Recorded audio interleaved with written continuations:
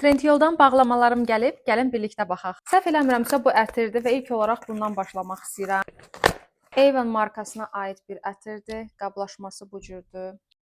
Çox tanış gələn, fresh və sərin qoxusu var. Tez-tez istifadə edəcəyim ətirlərdən birinə çevriləcək. Bunun digər qoxuda olan da var. Onu da mütləq yoxlayacağam. Keçirik digər bağlamaya.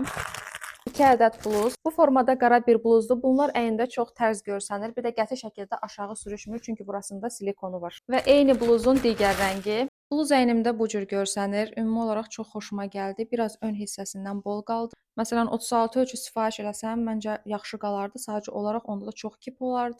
Baxaq görək bu nədir. Dilvin markasından boyuna keçirilən belə bir ağ bluz. Materialı biraz qalındır, düzdür, amma keyfiyyətlidir. Bu bluzda əynimdə bu cür görsənir.